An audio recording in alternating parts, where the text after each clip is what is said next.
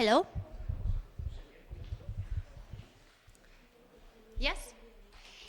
Hello. Thank you so much for being here in our second session. Today it's a pleasure for me to introduce our two lecturers. The first one is, probably most of you know him, is Antonio Lee, Kili.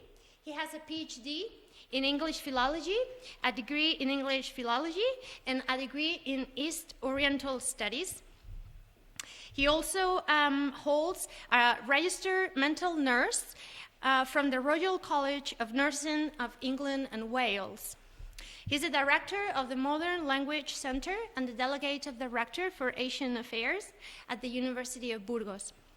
He teaches English for tourism and Chinese language and culture. He has taught technical English, legal English, general English, Chinese language, and Chinese cinema. He has published articles in several journals in Taiwan and Spain, and has given talks in several universities in Spain and China. So it's a pleasure for me to introduce him, and the title of his lecture today is The Need for Reconciliation in Asia. Please, a big applause to him. Well,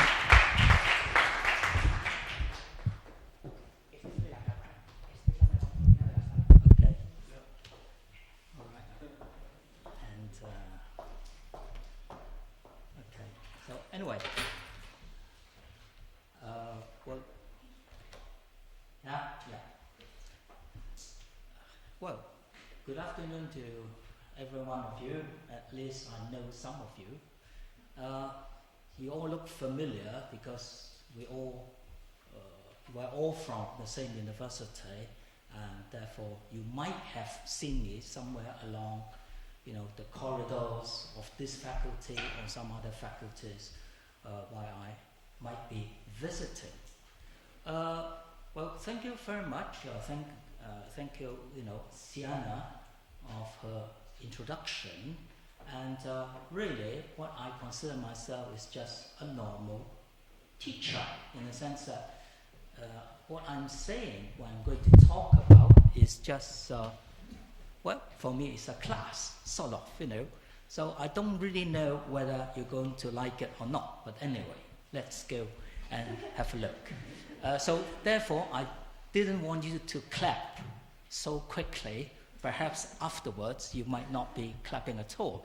So anyway, as you know, I read East Asia Studies. Therefore, China is my sort of major, in the sense that apart from that, I was born in Hong Kong, and that's the former British colony. All right, so Hong Kong was returned back to China in 1997, and after that, now we are going under a period of, I wouldn't use the word reconciliation, but going back home. All right, why I'm saying this is very important, because we'll see in a minute that without concessions of this kind, East Asia wouldn't be like this now. Right, so as we all know, China at the moment, we all know, apart from coronavirus, is the sort of the fastest growing, largest economy, and of course the market itself is important as part of East Asia. But again, at the same time, we have nationalism in East Asia and Southeast Asia. So it's not easy. So the foundation is One Asia Foundation. But then this One Asia, same as the EU or the European Community, would that be possible? That is the question. So, possibility of, let's see if I, so I have to click, is it? Sorry, yeah.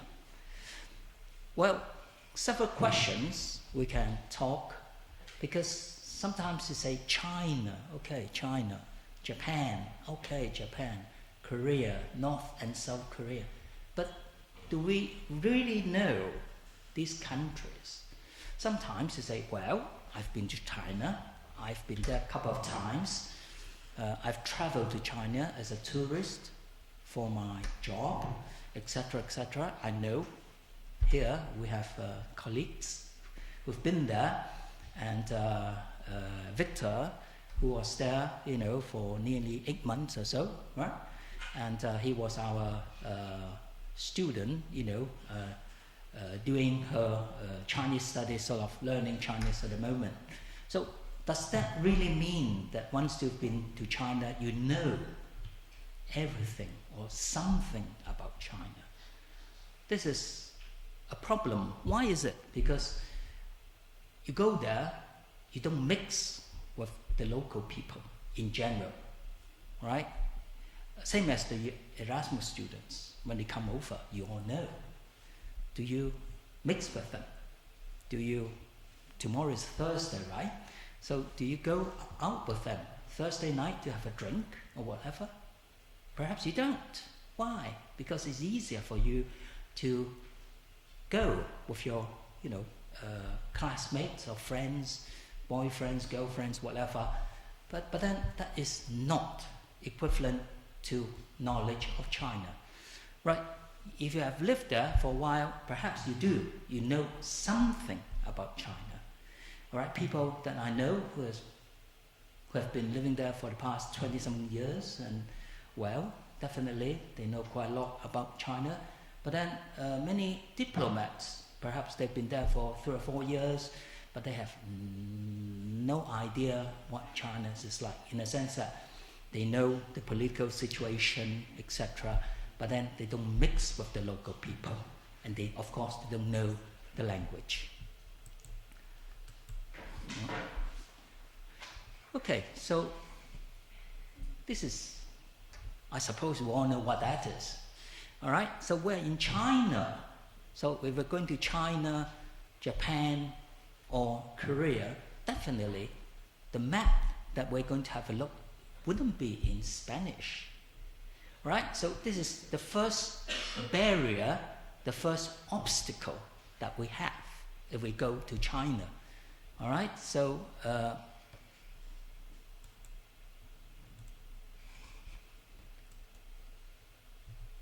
don't know how this works. Okay. Now, definitely, you say China, Japan, and Korea is fantastic. At least I can read these 3 words.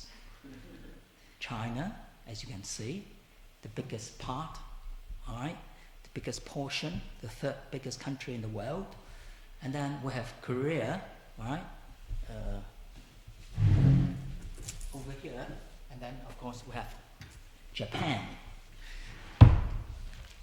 So, now, this one is in English, so you can understand very well. Right, so the reason is there's a barrier among different cultures.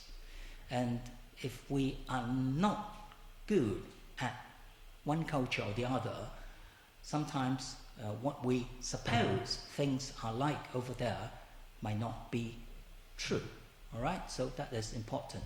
So now you can say, in English, you have China, Northeast China, North Korea, South Korea, Japan, etc., etc. And of course we have Southeast China down there, we have Hong Kong, Hainan Island, and I don't know, well, Hainan Island is nowadays is the last sort of official province of China. Before it belonged to Guangzhou, or in English, years back or centuries back, they say Canton, right, belong to that province. But then now, Hainan Island, this one, Hainan Dao, is an island. You say, how come it has become another province? The reason is, this is one of the biggest businesses of the military of China. All right. As you know, the military in China is perhaps the most powerful, one of the most powerful, and the Chinese government has given, the possibility of the Chinese military running the island. Any benefits would go over to the military. All right, so that is a big business. Moreover, Hainan Dao, or the island of Hainan, is very prosperous nowadays. Started from a fishing port not long ago, and now it has become one of the tourist resources all over Asia. People from Japan, Korea, Taiwan, all over Southeast Asia, they'll be going there, even for the weekend to play golf, whatever, is really, really important nowadays. Okay, so as I was saying,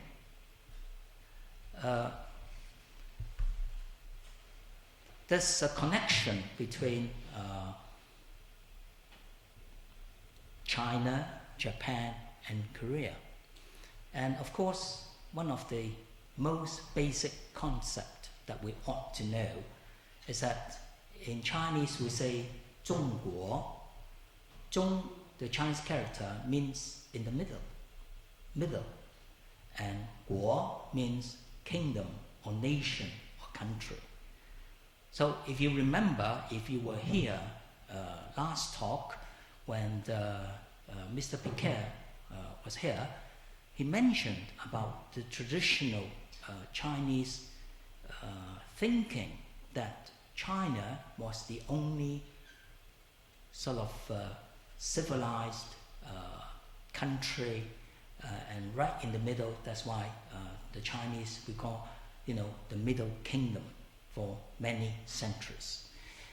And because it's in the middle, the Chinese tend to think that whoever or whatever nationalities you belong, you are not civilized, but you are sort of barbarians in that sense, which is quite true in the sense that if you have a look at the map, I'm not saying Europe. Europe hasn't come in until later on, but then we'll see in a minute.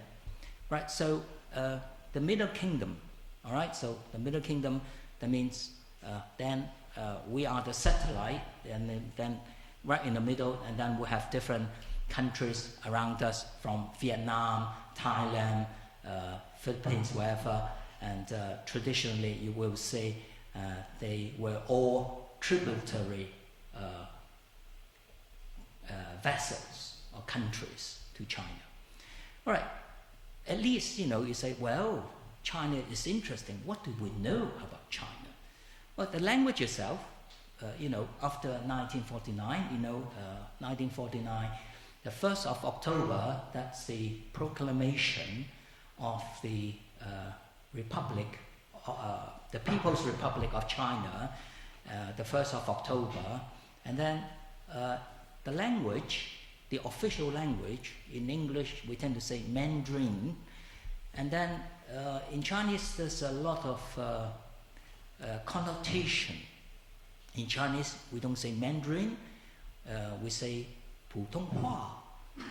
普通话 means the language of the common people. Before 1949, it was not called that way. It was called 国语, means the national language. All right? But then, because who's in power? The Communist Party is in power. So 普通话 is the language spoken by the common people. That's the ideology behind all this. All right? So, and we remember, in that sense, Mr. Piquet mentioned about, before we used to see the statue of Chairman Mao, and now we have the Institute on Confucius. All right, and you'll see, Confucian back in many Chinese temples. Chinese temples in the sense that Confucian temples are not Buddhist temples. There are two types of temples. Right? A temple can be Buddhist but not Confucian. And there's a Confucian one, and that is not Buddhist in that sense. Okay, and nowadays, as we say, soft power, just like here in Spain, we have Instituto de Cervantes. All right? So it's exactly the same. Or in England, we have British Council. All right? Or in America, they have something else. So the reason why China, Great Britain, Spain, you have Instituto de Cervantes, is that this is another way of spreading your culture, another way of helping people to understand your culture and civilization. All right, so therefore, nowadays, the Chinese language, not within the Chinese population, for the foreigners, we normally called it Hanyu. Han represents really one of the most famous dynasties in China. That's the Han Dynasty. I have it written down here, from 206 BC, before Christ, and then to 220 AD, Anno Domini. Right, so anyway,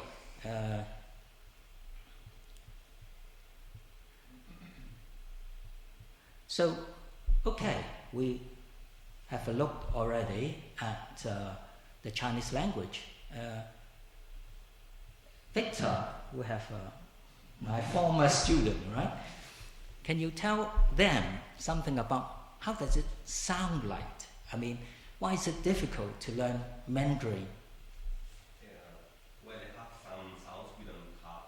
For example, their X is similar to our F, but it has some things like the jizi, which we don't really have, and they also have like a Tamil language, which is like ma, which makes the word have different meaning. Okay, fantastic. All right, so a very brilliant student to start with. All right, very well known in our university. All right, and that is it. That's the only way how we can appreciate a language. Right. Okay, we have China, and then next to China, very close to it, you can go by,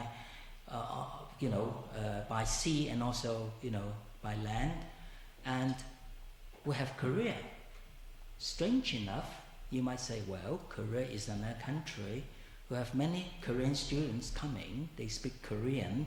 They write Korean, as you can see, it's called Hangul. But then, before the written Korean language was established or was invented, the Korean court used the Chinese language, among the very educated class and the nobles. All right, so same as in Europe, Latin was used, it's exactly the same thing.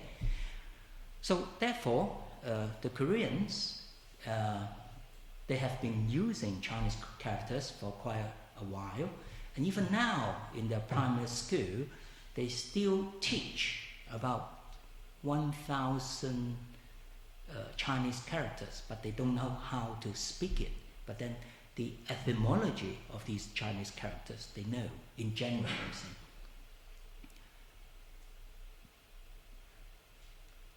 Of course,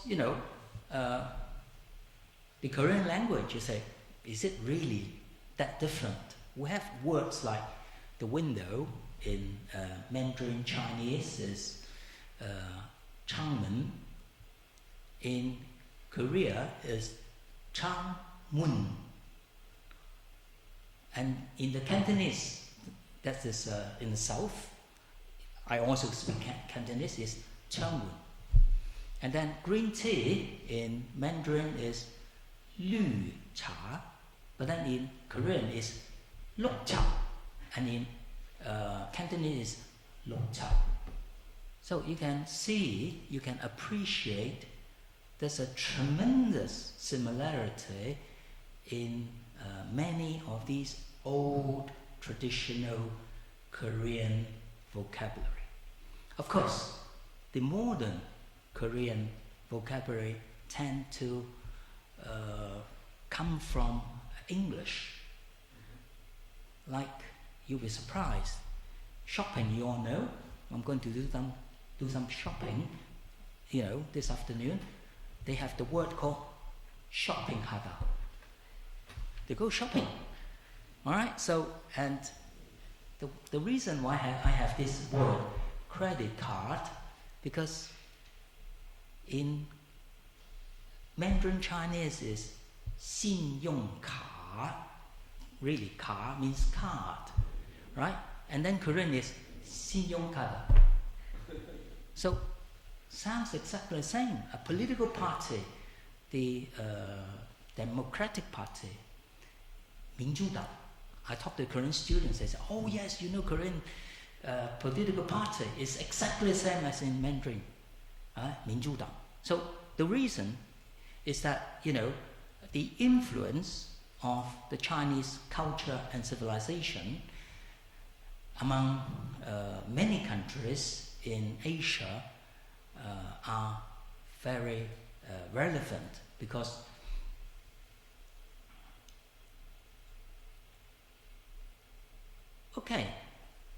apart from Korean, the Japanese,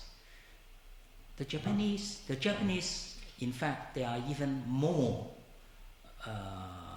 open to the Chinese language than the Koreans, because there are around about 2,000 Chinese characters being used in the Japanese language, although some of the Chinese characters might have different meaning the way we use them in Chinese. All right. For example, all the Japanese people, they sign their names in Chinese characters.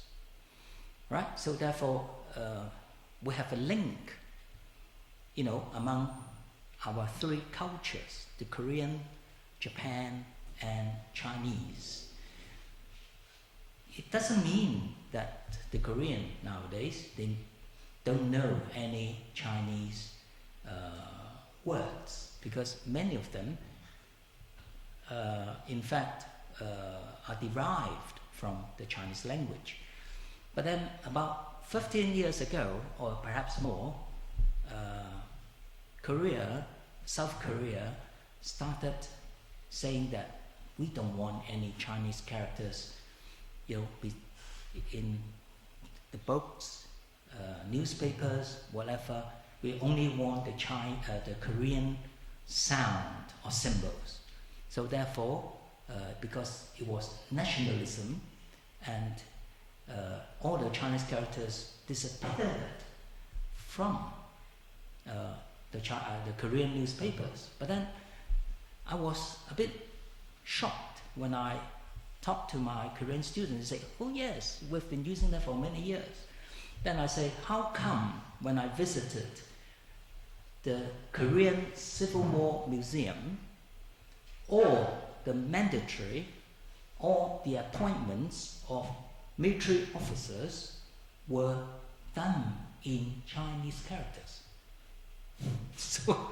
So it's incredible, right? But again, if you talk to older Koreans, say sort of the older generation, they would know a lot more Chinese characters than the younger ones. Coming back to Japanese, at least, if you talk to someone talks to you about, Japanese language, at least you have to know three things. Chinese characters that are being used, and then we have hiragana, symbol, you can say A, R, E, Ta, for example. And for example, Japanese sentence, for example, you say, I'm Chinese, watashi wa jukokujen desu. all right? And then Korean will be 저는 한국 사람입니다. So this Chinese or China is very similar, all right? This is the way the Japanese pronounce it, the way the Koreans pronounce it. Okay, so the Japanese, they also used another writing, all the imported foreign words. They would use another type of symbols, okay? So, coming back to Chinese culture and civilization shared among all of us, definitely is what we call the Chinese New Year. Of course, if you talk to the Korean, they say Korean New Year, all right? And the Japanese, in fact, until 1873, just because the Japanese were very quick to learn, because at the time there was a period which was called the Meiji Restoration, and it's everything we want to learn from the West, but not everything, right?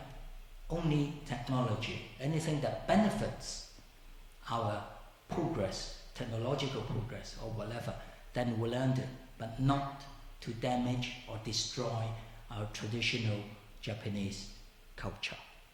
Okay, so anyway, Vietnam, you go to Vietnam, they also celebrate the Chinese New Year, and believe it or not, if you go to Vietnam, you find that all the Buddhist temples, they were run by the Chinese, and then they have the Chinese words, characters there, traditional Chinese characters. Okay, so it's not only Korea, Japan, and China. Of course, Korea is not very lucky because Korea is right in the middle.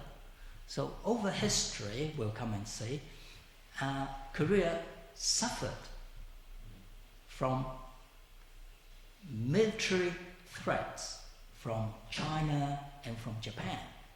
And every now and then, Chinese troops or Japanese troops would be stationed in Korea.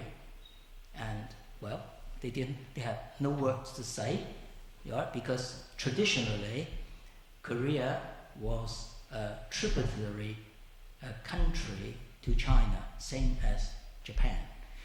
Okay, you'll be surprised, in Southeast Asia,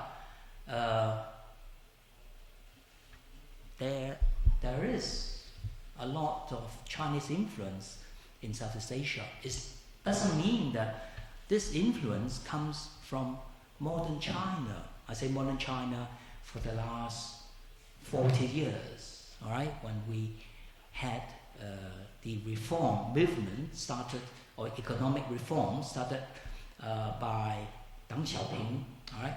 But then the Philippines, for example,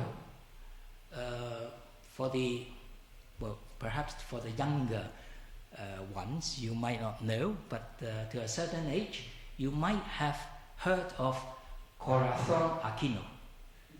Yes? Corazon Aquino was the, first of all, wife, and then after that, she became the president. But you say, well, she's Philippines, but in fact, she is Chinese.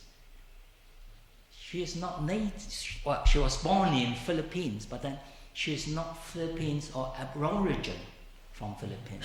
She's Chinese. She has her Chinese name, all her family is Chinese. So therefore, there's a mixture, of culture for people from their origin. And perhaps you might remember when Ferdinand Marcos became the president of the Philippines after the Second World War. He was just a sergeant of the US Army, but then at the time, once the Philippines got their independence, of course, after Spain lost that, without mentioning that, right? So anyway, say after the Second World War, right, the Philippines, and all the Chinese there, they were given special rights to exploit all the minerals, mines, whatever in the Philippines. So Philippines, the economy of Philippines is really in the hand of the Chinese immigrant. I'm saying the Chinese immigrant at that time, right? Not the new economic, pressure from modern China. Okay, Malaysia and Singapore, well, you all know Singapore broke from Malaysia, and then Singapore, really, if you go there, it's similar to Hong Kong because it was also a former British colony, and the population of Singapore, what's wrong here? Okay. They belong what you call the ethnic group from China called Han, and also the Chinese people from Malaysia. Right. I was really surprised when I was back in England. I met, friends, people from Singapore and Malaysia, and I was surprised that they could speak, apart from Malay, they were obliged to learn Malay, very good English, Mandarin, and also Hokkien. Hokkien is a dialect from the province of Fujian, just right in front of Taiwan, or Cantonese. All right, so they all belong to Chinese immigrants who left China at least 100 something more years ago. Thailand is another example. Can't remember exactly, but then there were two presidents. They all had Thai names, but in fact they were Chinese. All right, and Indonesia, the Indonesian Chinese in general, they are also very rich, but then in general, what they say, they would tell you the name in Indonesian, and it's very, very long. All right, but then they have their own Chinese name. All right, I met some of them back in China. Of course, Vietnam, right? The presence of Chinese culture, traditional Chinese culture, is there, and of course, Myanmar. Well, for the older generation, we knew it, and from the name of Burma, when under the British rule. Okay, so all these places you will find the presence of Chinese culture. Of course, at the time, the Chinese culture was not like now. It's so aggressive nowadays, right? In many ways, right? In many ways. We'll come to talk about that. Okay, well, the modern sort of China, as you know, I wouldn't dare to say nearly, whole Africa is under, the influence of China. All right. So there's something called the FOCAC, a Forum on China-African Cooperation. Is what we call 中非合作论坛, and it's run by the Chinese. Just imagine all the African mandatories going to China for a couple of days. All right. So the first time was in the year 2000, and after that, every 3 years they will be celebrating in different places. But then in China, the year 2000, and then I think the year 2012, and then about 2 years ago, then we have, the president of this very moment is Xi Jinping, all right? So the politics of the Forum on China-African Cooperation started, 20 years ago. The Chinese really, wanted to colonize Africa. In that sense, not military speaking, but then, for example, Ethiopia and Sudan, I remember, 5 or 6 years back when I went to China for a training course for teachers of Chinese, and then I met, people from Africa, and it seems that Ethiopia and Sudan, the first language, their first foreign language, they never studied English. Instead, they would study Chinese. The reason is the Chinese government, we have here ODA, Overseas Development Assistance Fund. That's the money the Chinese would give out to help African countries. Perhaps my colleague Carlos will tell you afterwards. What the Chinese do is that, okay, what do you want? Railway, parliament buildings, mines, whatever. Okay, we'll build it for you. But then the thing is, the Chinese always take their labor or laborers along with them. They never contract any local people. All right? So therefore, you say, okay, we're going to build the railway, we're going to build whatever, but then they bring the Chinese laborers to Africa. So the countries, African countries, are not benefiting from that. What they are doing is, they are sort of mortgaging their wealth. Well, here we have wood, like Benin, Cameroon, Liberia, Mozambique, whatever, mines, minerals, and then, many, many different things. And of course, we have the Chinese mobile networks. All right, it seems that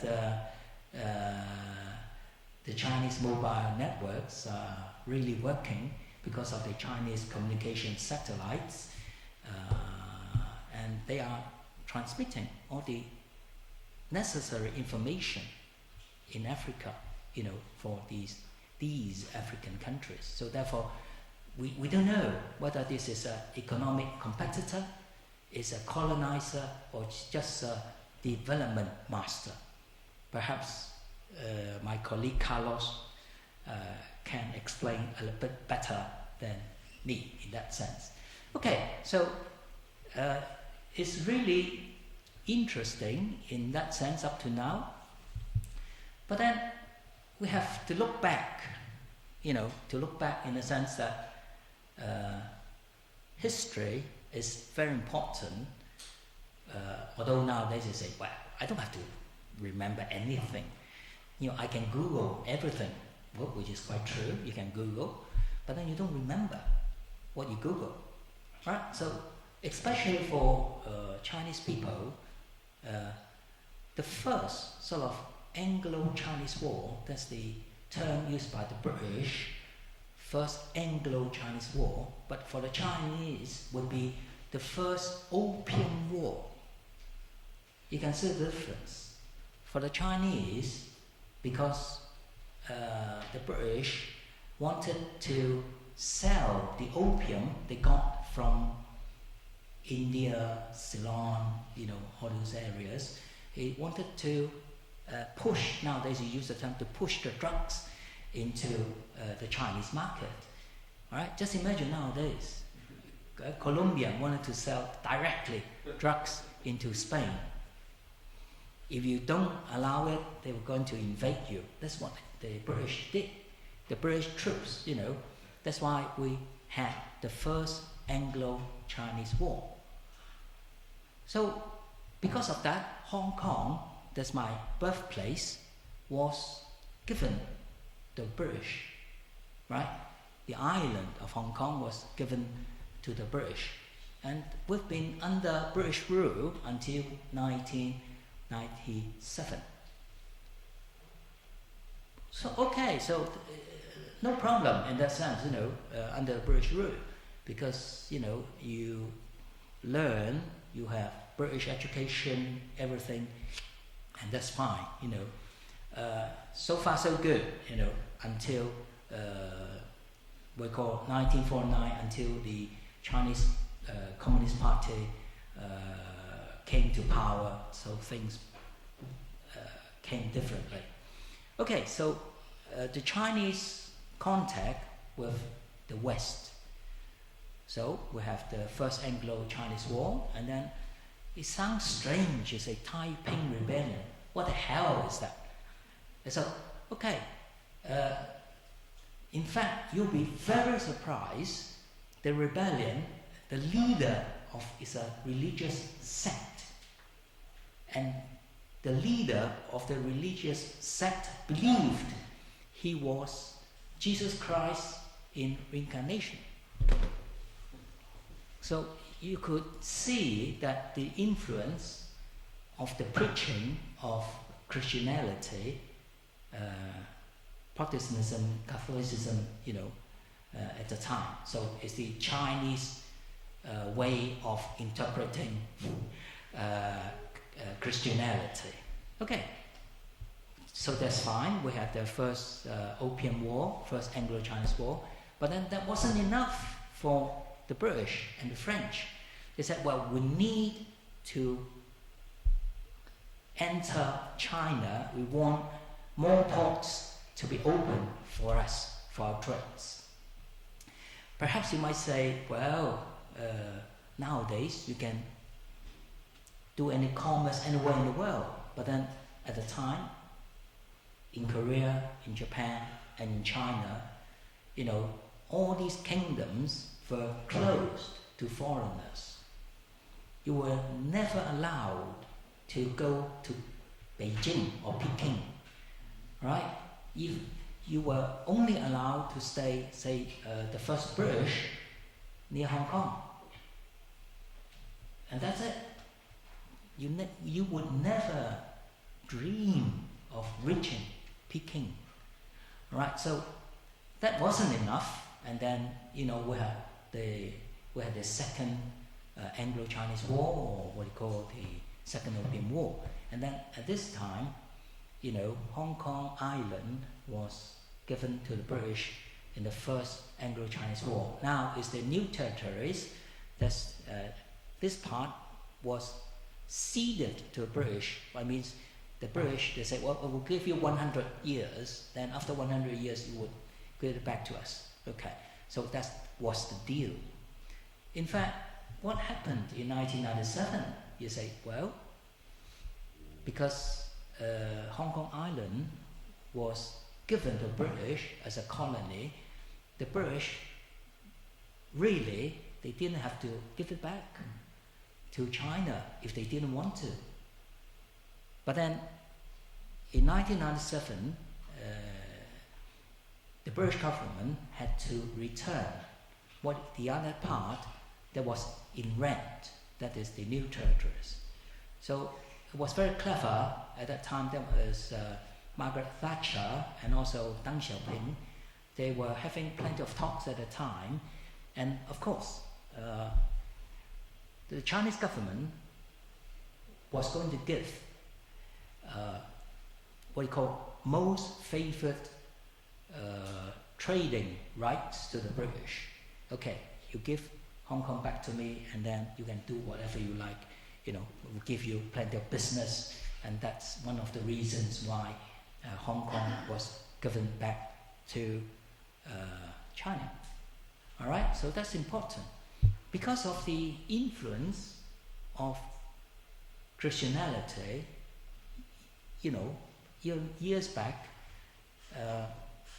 in 1870, you'll find that some of the French missionaries, they were murdered, assassinated, because just like nowadays, you have fake news. Fake news.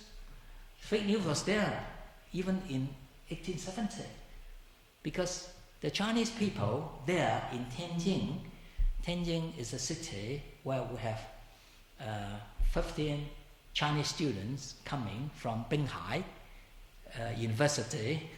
So we're very familiar with this place. And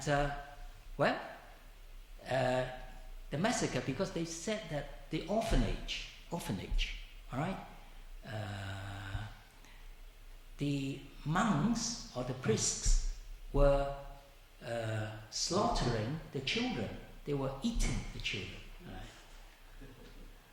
So fake news, all right, you don't have to have WhatsApp or whatever, or Instagram, anything. Even at the time, we had fake news. So anyway, because the European powers were very strong, and then of course, same as usual, China had to pay indemnity, very heavy indemnity, all right, due to sort of the mediation of the British.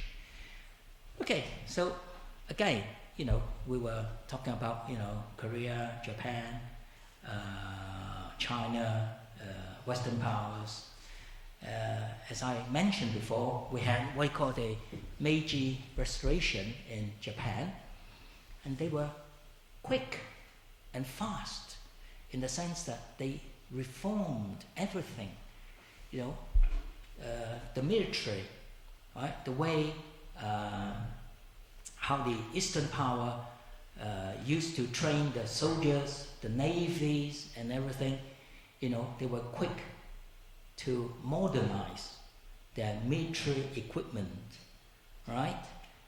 And they were really quick, but not the Chinese. After the defeat of the First and Second Anglo-Chinese War, the Chinese still thought they were the Middle Kingdom.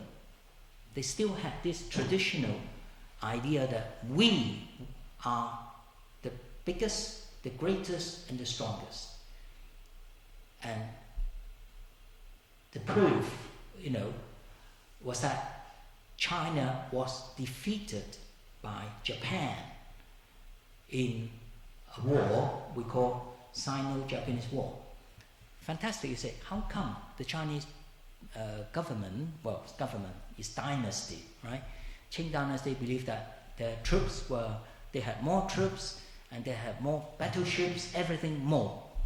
But then, just imagine, in a battle, sea battle, 3 Chinese battleships, they had only 3 shells, heavy shells. Tres bombas grandes. Only 3. 3. Just imagine, once you fire, you have no more ammunition. All right, so that's what happened. So definitely, the Chinese lost the war, and again, same as usual. I say same as usual. Poor China, during the 19th century and the beginning of the 20th century, China had to give away many of their possessions. All right, so there we had what they call, just next to the Korean, we have this peninsula, all right, so where the Chinese beer, Qingdao, right? Qingdao, you all know Qingdao Pijiao, all right, Victor, all right? Victor is really happy. And really, there, the beer, or Qingdao Pijiao, is not Chinese, it's German. It's German. The most famous Chinese beer is German. It's not Chinese. Same as San Miguel. Right? San Miguel really started in the Philippines first. Right? And I think they had the sort of remote sort of relatives. I think they are from La Rioja, somewhere there, right? So, okay, so you have to bear in mind, all right, that the Japanese were quick to learn, and they learned really fast, but not the Chinese. All right, I'm saying at that time in 1894. Okay, so because of the defeat of the Qing dynasty, therefore the Chinese said, well, we need to modernize ourselves, and that's why we have what they call the 100 days reform. 100 days, that's it, no more. Because the minister or the ministers that started the reform, they were not allowed to carry on the reforms because of the old tradition, because of the Empress Dowager, right? So we had the Empress even at the time, 19th century, right? Empress, the second Empress. So in fact, she was really powerful, all right? So, but anyway, after 100 days, the reform was called off. So many of the reforms were not carried out. For example, one was, that is the establishment of the Peking University, the University of Peking. All right? So even up to now, because you use Mandarin, but then the University of Peking or Peking University, they want to be called Peking University and not University of Beijing in English. Another thing is Beijing Daxue in Chinese. Okay, so many of these reforms, educational reforms, social reforms, military reforms, they were called off. All right? If the Qing dynasty had done what they should have done, perhaps, modern China would be quite different. Well, you might get very bored because all these, events, historical facts, they are boring normally. One thing is good, the next one, all right? The Boxers' Rebellion. I don't know, for the older generation, maybe you have seen a film called 55 Days in Peking. No, never. Ava Gardner, Charles Heston, and of course, too young for many of you. But then the film was not shot in Peking, was shot just outside Madrid. Just imagine, right? You wouldn't imagine that 55 Days in Peking was shot just outside Madrid. All right. So, anyway, again, it's all superstition. The reason is it's a mixture of Western civilization and Chinese superstition. Boxers, the Chinese were and are famous for martial arts. All right, martial arts. The first sort of European or well-known martial art film star, Bruce Lee, right? Before that, no one knew anything about that. Okay, so the Boxer Rebellion was half Chinese superstition and half, Western influence, because Chinese boxers were telling the Empress Dowager that they were bulletproof. You could shoot the boxers, it wouldn't get hurt. And the Empress believed in them, and that's why they said, we could fight the Westerners, we have no problem. You can see that, if they fire at us, we can still survive, we have no problem. And this is one of the reasons, and again, and I think that was the worst of the foreign intervention. 9 European countries joined forces and entered Beijing, right? And that was a very sad page of the Chinese history. Spain was not there, fortunately. All right, you had all the major European powers. Of course, you had Russia, Japan, Germany, France, Britain, etc., the Americans, and so on and so forth. Okay, so just to jump a little bit faster, well, I don't want to bore you for so long because Carlos is waiting too. All right. So anyway, to be quick, the modern stage of our Chinese history is what we call the May 4th movement. In the sense that the people at the time, intellectuals, they wanted a reform of our education system. All right, so years before, you needn't be an expert in economy, an expert in law. You didn't have to be anything at all. The only thing you need to know was Confucian, the beliefs, Confucian doctrine, or the works by Confucius.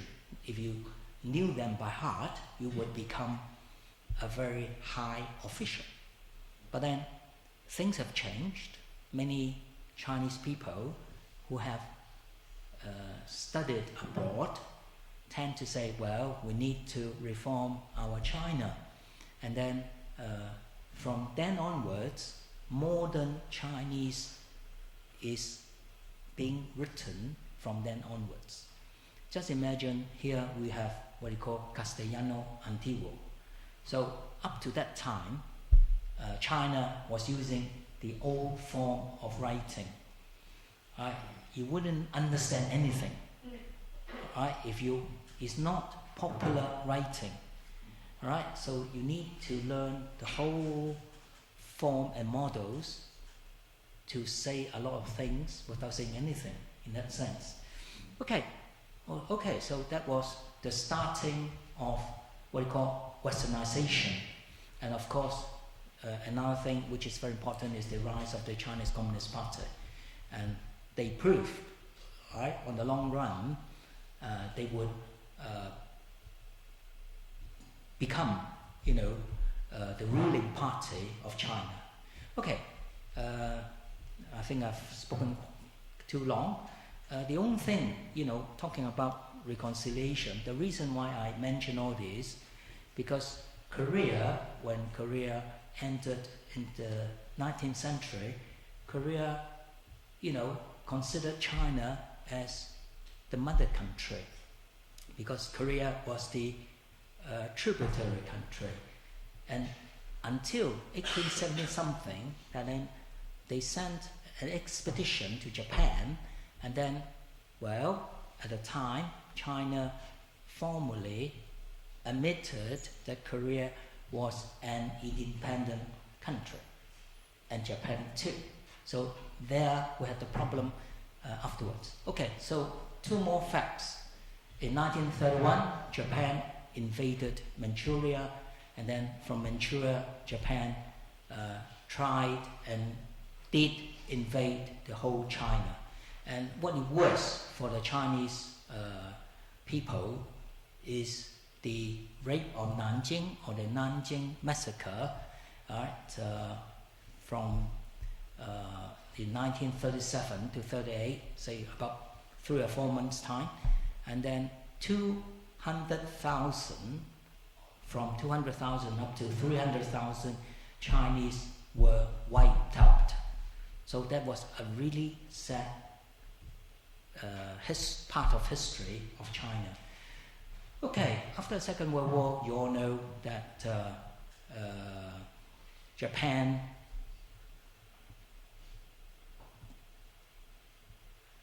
just one more, and then I'll finish with that. Japan apologized, but not to China. They only apologized in a very general sense to all Asian countries. As you all know, Japan invaded Southeast Asia, Malaysia, etc., etc. So for the Chinese people, especially the Chinese government, even now, every a year or two, you have the Japanese Prime Minister going to visit the tombs of the fallen, but then he never said sorry openly, never, not a word. So that's why it's difficult.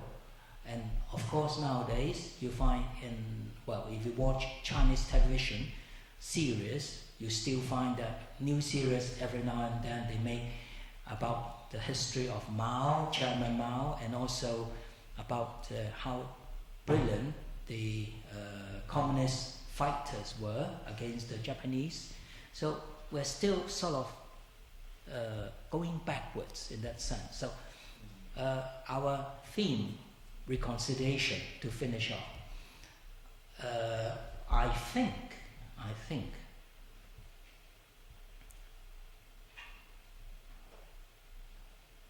sorry.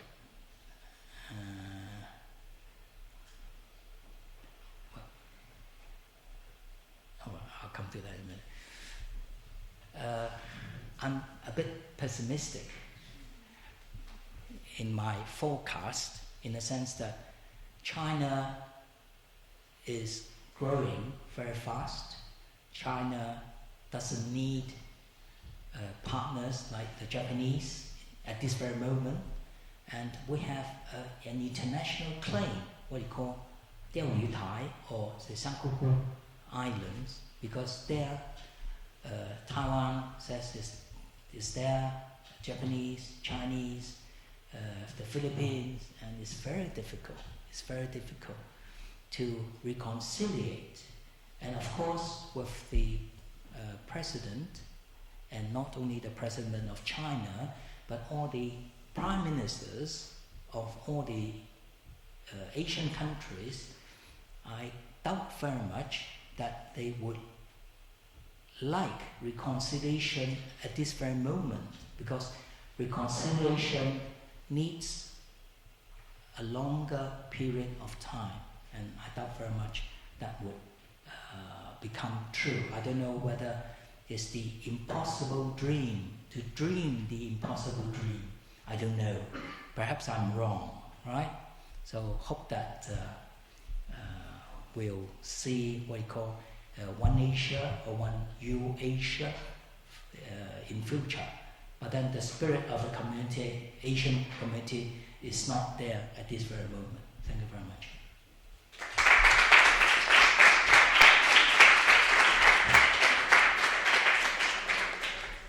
Thank you very much. Would you like to make some questions before we move to Carlos? I think it's better to have the talk and then we'll have a question Okay, we'll afterwards. do that. All right, thank you.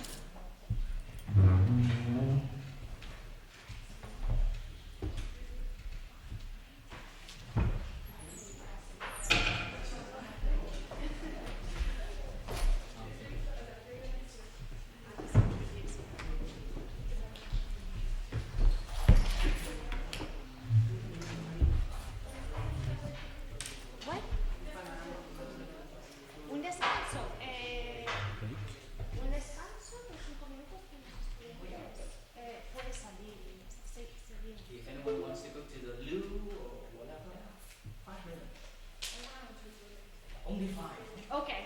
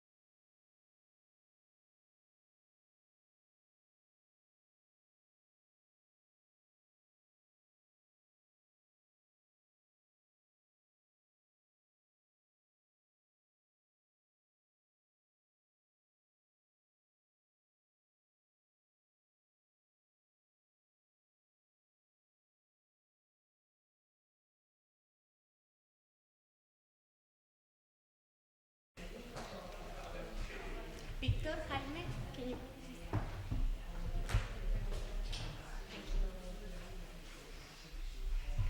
Okay, so let's continue. Our next presenter, I am very happy to introduce Carlos Larrinaga. He's a professor of accounting here at Burgos University. He's also a research fellow at the Centro for Social and Environmental Accounting Research, University of St. Andrews. He formerly served at the University of Seville, and Seville, where he got a PhD, and a Carlos III University. His interests are the role of business in sustainable development, particularly the disclosure of their social and environmental impacts. He has published in a number of journals that include Accounting, Organization and Society, Accounting, Auditing and Accountability Journal, Critical Perspectives on Accounting, and European Accounting Review. He serves in the editorial board of various international journals, and he's associate editor of the European Accounting Review. He has been invited to give conferences and teach in diverse Australian, American, and European universities. And in the last 20 years, he has been teaching various accounting and corporate responsibility courses in the University of Burgos. Today, he is going to present a talk titled Corporate Social Responsibility in Asia and Europe. Thank you very much, Carlos. Thank you very much. Thank you. Thank you, Shanna, for the introduction. And I would like to welcome you to the Faculty of Economics, because I used to teach here, so welcome here. And thank you very much for the introduction, as I said, and also for One Asia to organize this course. I will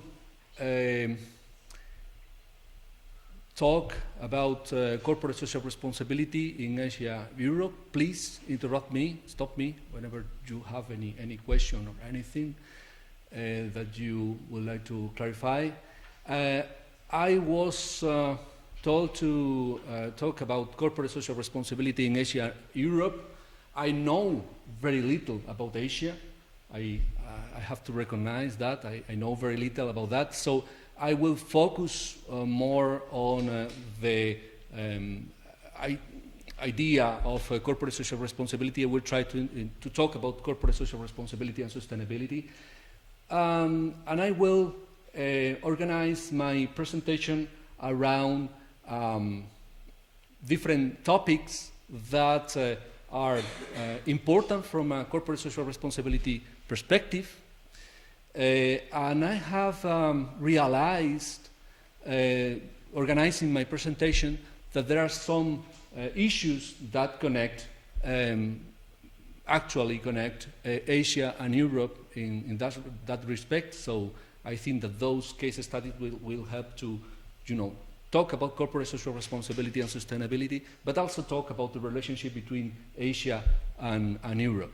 And in that respect, I think that this relationship, when we talk about corporate social responsibility and sustainability, this relationship between Asia and Europe also talk about the reconciliation and the need for dialogue between different cultures and between different countries when, if we want to pursue any objective in terms of, having a more sustainable world or a more socially responsible world.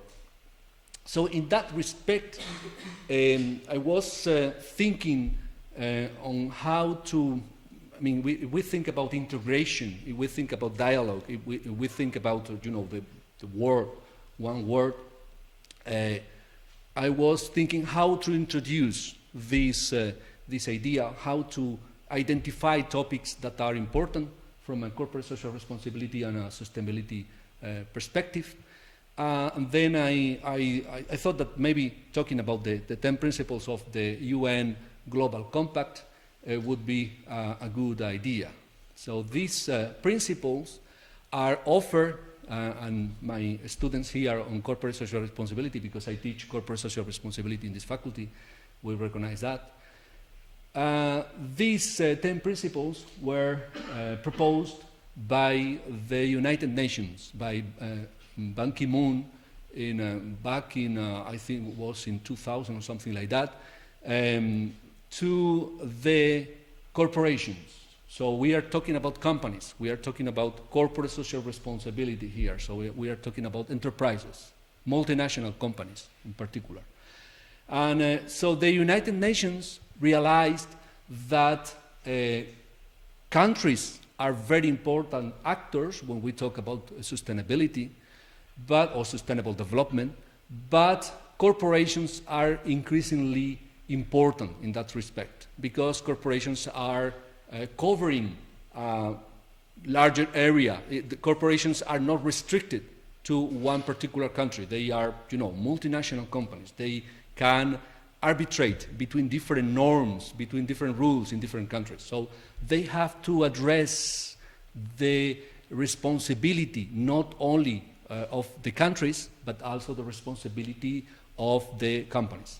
So they propose a set of 10 principles. Actually, the first release of the Global Compact included 9 principles, which focused on human rights.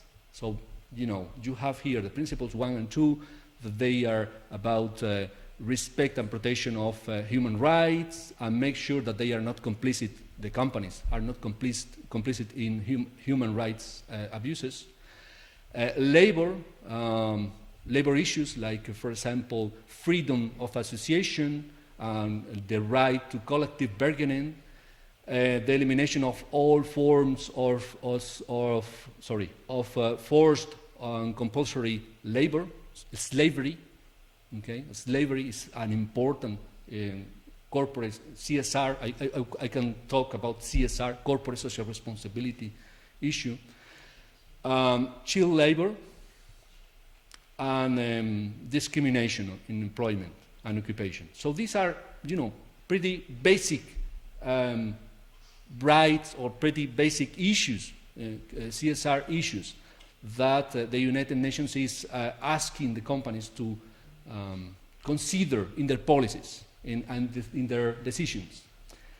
Environmental issues, like, for example, a precautionary approach to environmental challenges, or more environmental responsibility, or the diffusion of environmentally friendly technologies.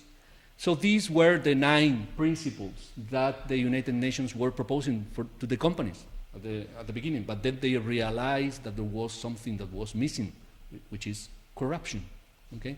And they included the 10th principle, which is business should work against corruption in all its forms, including extortion and bribery. Okay, so these are the 10 principles.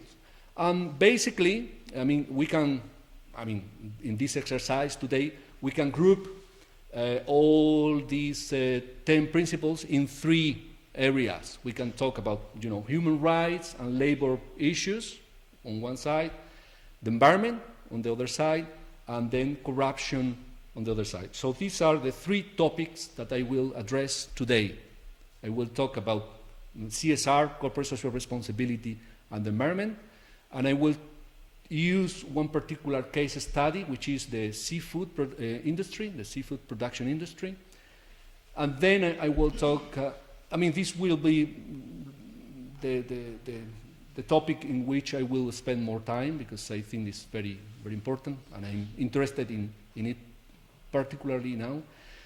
Then I will address also corporate social responsibility and human rights and labor issues, again with a case study, which is the sustainable fashion supply management, or the fashion industry in general. And then I will talk about corporate social responsibility and corruption. And in all these 3 cases, we have, always the relationship between Europe and Asia. We have Asian companies and European companies involved in different parts of those issues. And I think it's important in this particular case. So the first topic I will address is the environment. I mean, we all, listen to the environment. The environment is a big topic. But what are we talking about when we talk about the environment? And this is a paper that was published in Science a few years ago, and it shows the most important processes in terms of sustainability, the most important ecological processes in the Earth. And it shows which are the processes that are, inside the boundaries of what the Earth can carry, which processes the Earth can carry. So, for example, and I was trying to use this. So, for example, you see that we listen a lot about climate change. Okay, climate change is this yellow area shows that climate change is beyond the boundaries of the Earth. The Earth cannot sustain the level of climate change we have right now. Okay, there are other processes, like, for example, the ozone depletion, which is, more or less inside the boundaries. So you have the green color. But there are other processes which are even, beyond the limits of the Earth, is more dangerous in terms of, what the Earth can sustain. So, for example, you have the biosphere integrity, and the genetic diversity in particular, the species that are lost every year, and so on and so forth. This is in red. Why? Because it's, there is now talks about the fact that we are in the 6th mass extinction in the Earth history. So, and you have, there are other issues, like, for example, the nitrogen cycle, which is related to agriculture, okay, which is something we don't talk about, is also beyond the limits. This is the next slide shows a little bit the same ideas, but in another way. So those processes are beyond the boundaries of the planet, the Earth. Okay, so these processes are talking us about the planetary boundaries, and the idea that we need to bring the social and economic activity back to those biological limits. So this is a current debate in science, is the idea that we are beyond the planetary boundaries, that we are now, that we need now, there is another concept, is the footprint analysis, the idea that we need right now more than one Earth to carry out our activity. There is another debate in this area, which is the debate about the Anthropocene. The idea is that we are not just, having a negative effect in the environment, but we are modifying the natural environment in a geological sense. So we are a geological force. So we are not anymore in the Holocene. We are, the Holocene is 12,000 years old.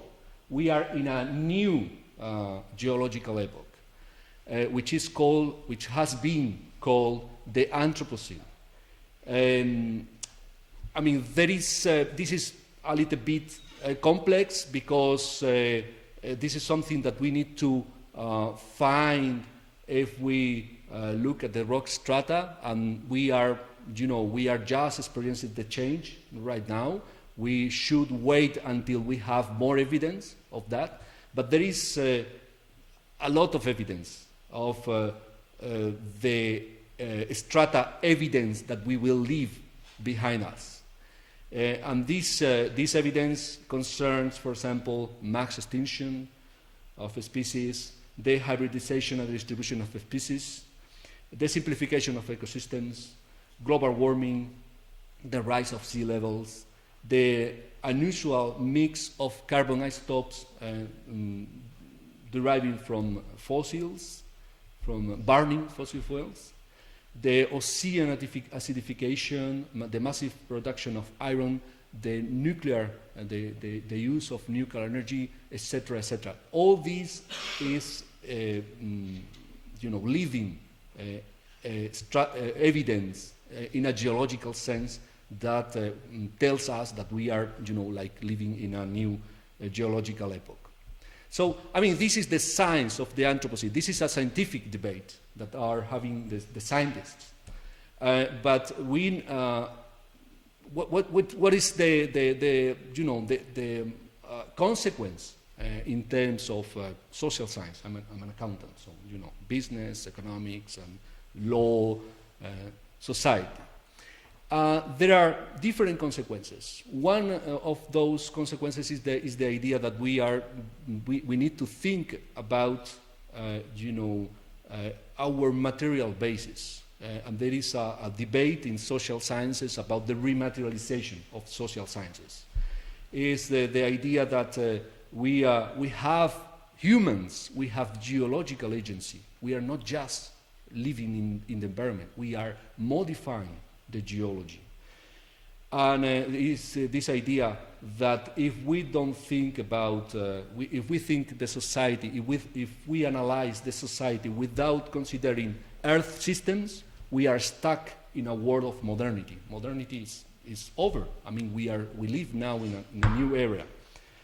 And we need to think about that. Modernity is, modernity is the national states, and we have heard in the last two conferences a lot about states and nationalism and wars. This is modernity, and now we live in a different world, and we need to shape this new world, and this new world needs to take into account that we are all together in this world, and we as a humanity are modifying the Earth, not just the environment. We are modifying the geo. Geo is the Greek name of the Earth. So, we need to think in different terms. So I think that this tells a lot about the need for reconciliation and dialogue between different cultures. So this idea, rematerialization, and I will give you a couple of examples, a couple of metaphors, if you want, of this, how we need to think our society differently. This is the total soul mass in the Earth, the animals. The soul mass of domestic animals is approximately 2/3 of the total soul mass is composed by domestic animals. 1/3 of the total soul mass is us, our bodies, okay? And only 3% are wild animals. So this is our impact on the. This is talking us about the materiality of society. They need to think about the materialization of society. The other metaphor I will use is the nitrogen. Okay, remember nitrogen was a red process in the planetary boundaries debate. We have nitrogen in our bodies. A tiny part of our bodies is nitrogen. Okay, 50% of the nitrogen in our bodies comes from the Haber-Bosch process, which is an artificial way of producing nitrogen. So it's something that comes from modernity because it's the industry. Industrial processes is, modernity, the modern world. And this process, the Haber-Bosch process, is producing nitrogen for fertilizers, producing fertilizers for agriculture, 50% of the nitrogen in our bodies is coming from an industrial process which is created by us in the form of industry. Okay, so this is the world that we have created in modernity, and there is an environmental sociologist, or a group of environmental sociologists, Hamilton et al., who say that as we appear to have taken control over nature, I mean, this is the reality, we have taken control of over nature, we also appear ill-equipped to govern the world under the influence of those changes. The thing is that, okay, I mean, we are a geological force, but we don't know how to control this because it's, escaping from our control, from our hands. So, there are lots of debates that are, arising from this notion of the Anthropocene. One debate is the limits, the planetary boundaries, the geography, and one of the debates is the role of the business, the companies, in this new geography. I mean, when we talk about geography, because we have a modern mind, okay, we think about countries, and we have seen a lot of maps these days in these lectures. We see China, Spain, or Philippines, or whatever. But we need to think probably the geography of the Earth in different. I mean, the geography of the Earth is like repetitive. Okay, we need to think the geography in different ways, and we need to think about the role of commercial organizations, of companies in this geography. Where are the companies? And so this is, one thing, the environment, corporate social responsibility and the environment. Where are the companies? One case study is the seafood production industry. And of course, if we talk about seafood production, we need to think about marine ecosystems. So marine ecosystems is the sea. 71% of the Earth's surface, 90% of the habitable space, and essential for many biological processes, like, for example, the carbon or biological or planetary processes, like, for example, the carbon dioxide cycle. So the sea, the oceans, fix a lot of carbon dioxide. If there is no life in the sea, the fixation of carbon dioxide and then climate change will worsen.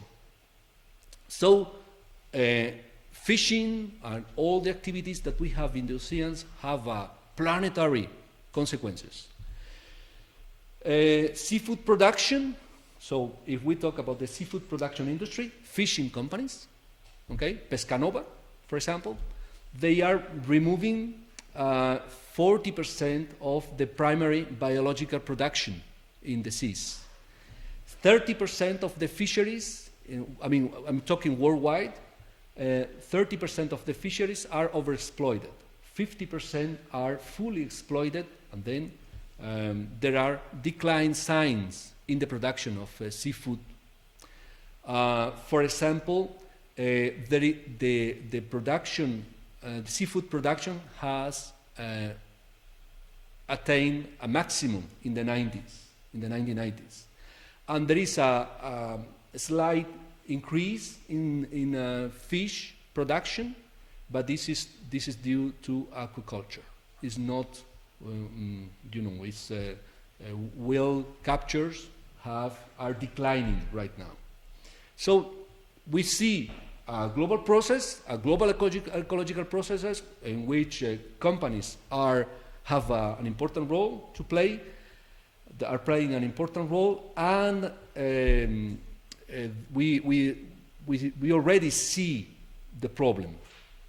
So we are talking about this ecological process, and then some people are already doing something. And I'm talking here about the Stockholm Resilience Center in Sweden, in Stockholm, University of Stockholm. They are biologists and scientists who are concerned about the situation of the seafood industry, but also other industries, and they want to do something. They want to bring together nature and society, and the biological processes and the companies, and try to teach the companies what is, what are the problems of their activities. So they came with one idea, the idea of keystone actors.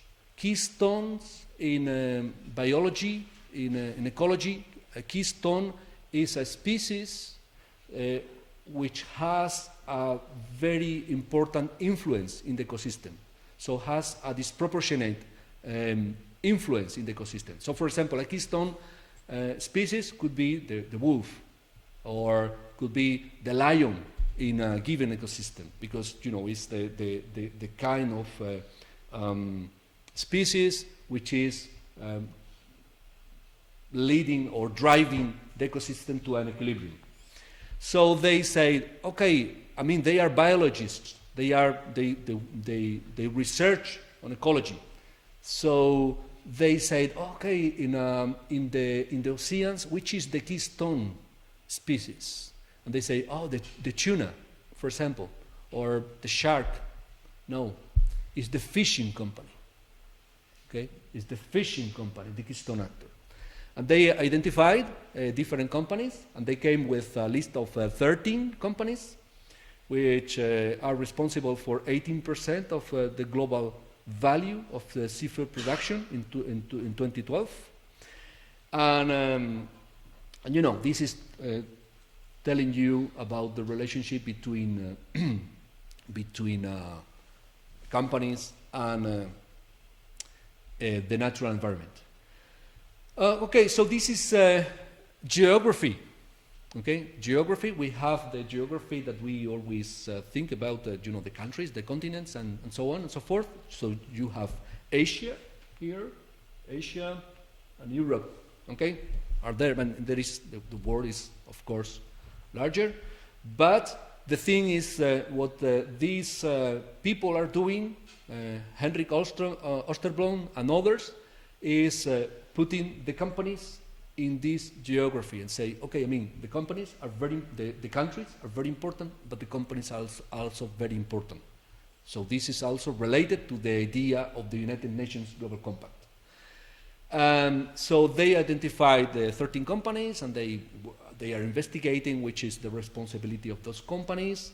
And then they are not just doing research, and I will talk about an initiative. The initiative they are promoting is called the CBOS. The CBOS is is the Seafood Business for Ocean Stewardship, is the name of this. So the mission of this CBOS initiative is to lead a global transformation towards sustainable seafood production and a healthy ocean. Okay, so it's putting together companies and the ecosystem. And there are like different principles, etc. What they are doing is to work with the 10 of those 13 largest companies. So you have the science, which is the Stockholm Resilience Center, and then you have the companies, which are, have a lot of influence in this industry because they are fishing. They are actually fishing and transforming the fish and bringing the fish to the supermarket. Okay? So you have here 10 companies that are initiating these keystone dialogues. Again, this idea, the dialogue, okay, is very important. Keystone, because they say, okay, they recognize that they are keystone actors in this, ecological, planetary process. And in these dialogues, they talk to each other, they speak to each other, but they also speak with the scientists. So the biologists, they are bringing the science to the debate. And we are, in the University of Burgos, we are participating in this debate.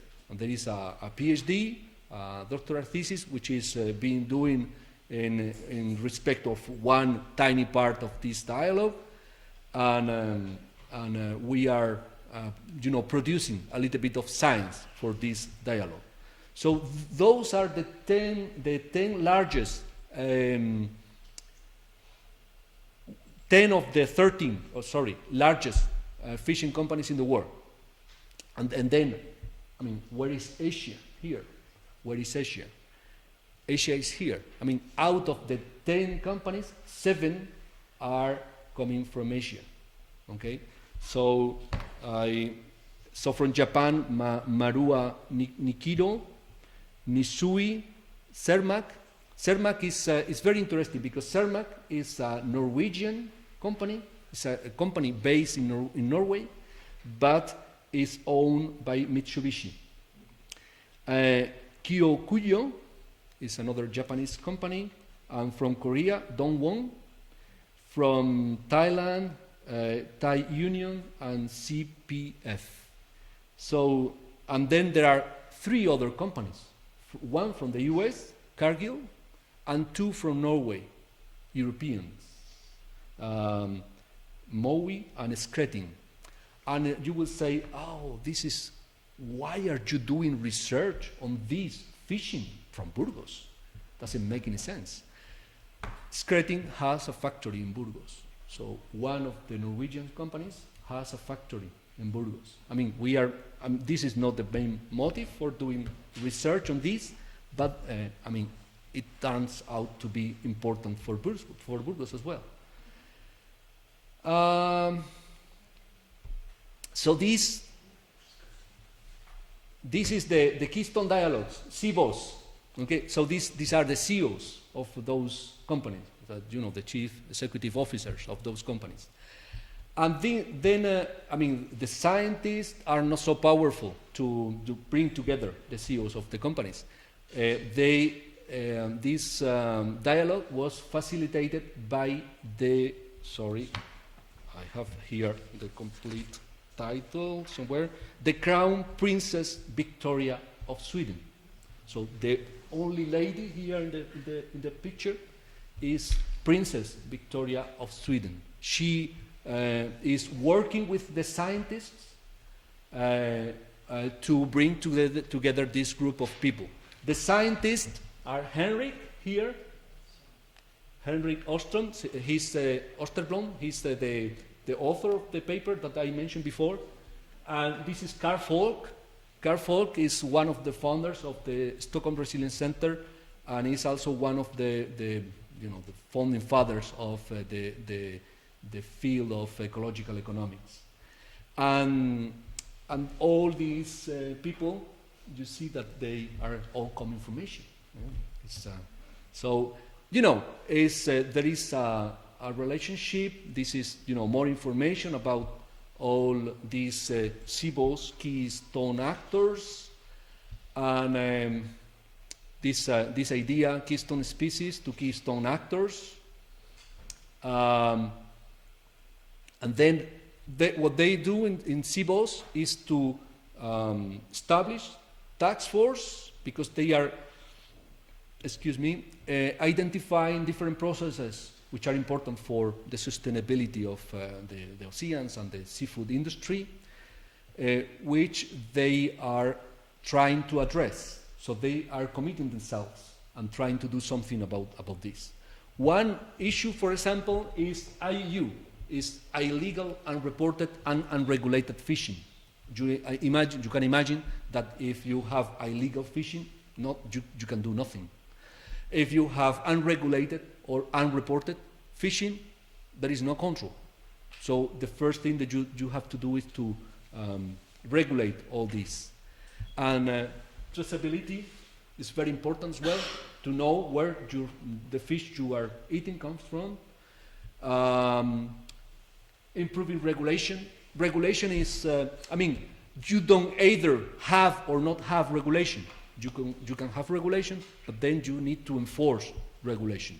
It's very different to enforce regulation in, let's say, Spain, for example, because you have, a lot of authorities taking care of fishing, etc., than to regulate fishing in, let's say, Somalia, for example, because there is no authority, there is no police of the oceans.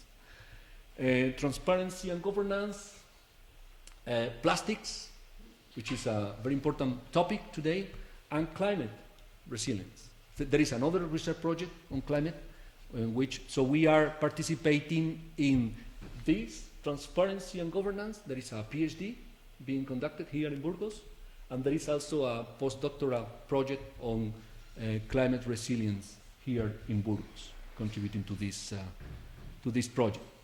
So this is the scientist, some scientists and some technical staff from those companies meeting.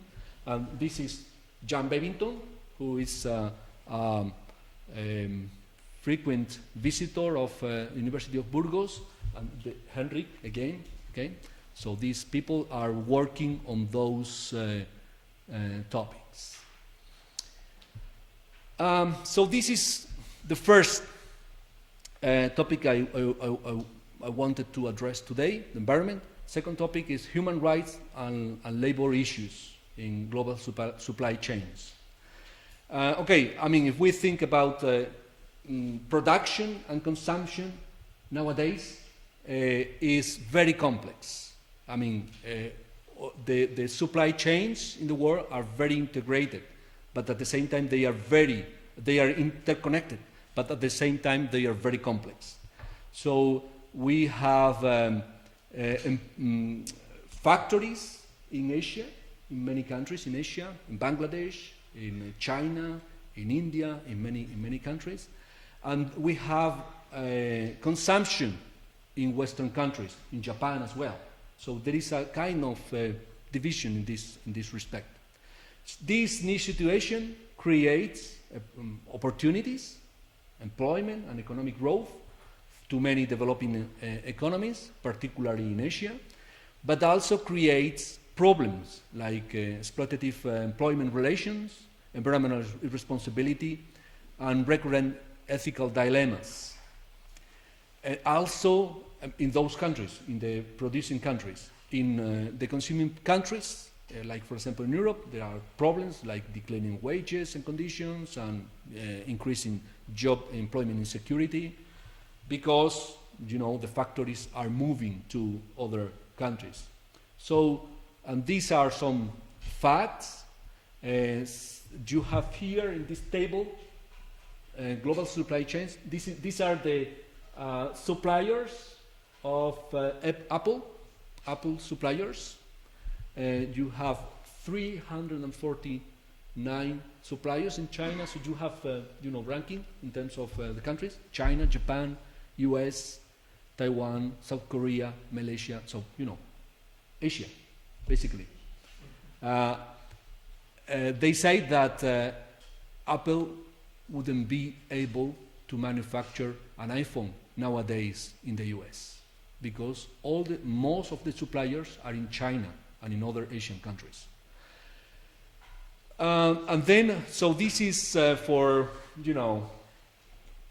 mobiles and smartphones, and this is for fashion, the fashion industry.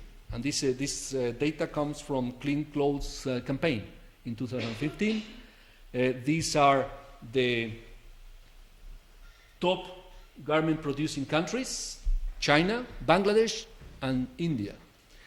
These are the top importing countries: European Union, US, and Japan.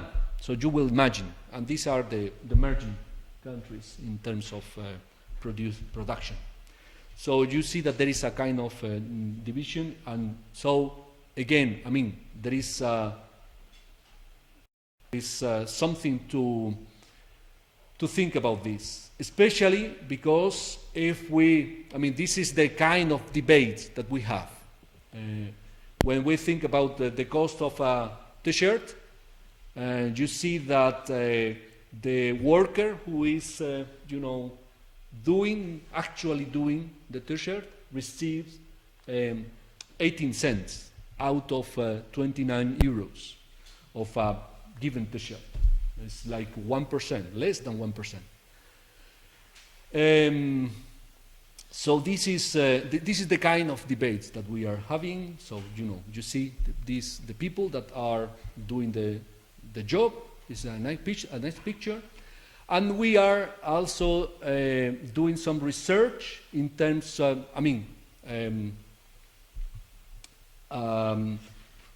Shiana say that I am a professor of accounting, so I'm interested particularly in accounting, so I'm doing some research about the responsibility and the reporting boundaries of companies. So this is a part of the one research that we have conducted about Inditex, Zara, okay, one company which is manufacturing in other countries. So this is, the one company, one European company like Inditex is not manufacturing most of the products that they sell. Most of their products are manufactured in Asia or in Morocco or in other countries. And the thing is, what happens in the factory is Inditex's responsibility or is not. And so we have a particular technology in accounting which is reporting boundaries. We are setting the boundaries. We say, okay, you have to account for this because it's your responsibility, or you have not. This research project is about that, and we are looking at the different initiatives that are pushing the boundaries in one direction, basically in making the companies responsible. So we are talking about corporate social responsibility. So the companies are receiving pressure to be responsible for those issues. Some of those initiatives are, for example, you have here some examples, the California Transparency in Supply Chains Act. So it's a law in California that is pushing companies to disclose information about what they do with their supply chains. We have also the European Union Directive on Non-Financial Information Disclosure. We have also the so-called UK Modern Slavery Act. Is not the name of the law, but everyone knows this act as the modern slavery. Do you think that slavery still exists today? Yes. There are different estimates, but tens of millions of slaves today. So, it's not just modern slavery, but, similar practices. And the UK is asking companies to disclose information about what they do in their supply chains. So, for example, they have discovered, this is one case, they have discovered that prawns sold in Marks and Spencer were harvested by slaves in, I think was in Thailand. So, you go to the supermarket, you buy something, you buy fish, and you discover, you don't know, but you could discover that this fish was harvested by slaves in another country. So they are concerned about that. And then we also have the GRA standards, and there are many different initiatives. And there is also an European Union directive, which is, I think, in project right now. There is in France, there is regulation about these aspects. So, there are many initiatives that are pushing companies to be more responsible. The thing is that the law in developed countries cannot control everything, because the company will go to Bangladesh, will go to Thailand, and then the Spanish government can do very little in terms of what the company does with the suppliers in those countries. But this is the reality. Do you know Rana Plaza? Rana Plaza 2013. I mean, you know from the class, okay? I mean, Rana Plaza was a factory collapse in Dhaka, in Bangladesh, in which more than 1,000 workers died because, poor working conditions, work safety, and there is a whole story of, poor structure of the factory, but also using more equipment that was possible in this building, etc., etc. I mean, a disaster. Inditex and Zara didn't have anything in this factory, in this particular factory, but many brands like Primark and many others, they were manufacturing things in this particular factory. Okay, so this is more information about the different initiatives and that you can find around those issues. And what the companies do? Okay, I mean the companies, they take benefit, they make a profit of the situation because I mean there is a huge distance between production and consumption. I mean we don't know any one of those workers that are doing our clothes. So there is there is a general preoccupation. I mean, we are concerned, but we only see the pictures. And this risk is, it's impersonal. It's something like this. This is, Inditex's annual report. Okay, so they say, okay, I mean the factories in Asia, you have prohibition of youth work or work by minors. It's green. It's good because we have more than 90% compliance. And then hygiene at work is orange because we have less than 50% compliance. Okay, so this is the kind of distance of impersonality that is built in these processes. I mean, we are interested very much in accounting. We are interested in those processes of mediation. And so what happens with the 10% remaining? I mean, that means that the 10% of the factories are imply minors? Or that means that, 60% of the factories that don't have proper hygiene at work? So, it's this kind of things. So those risks are endless at the same time.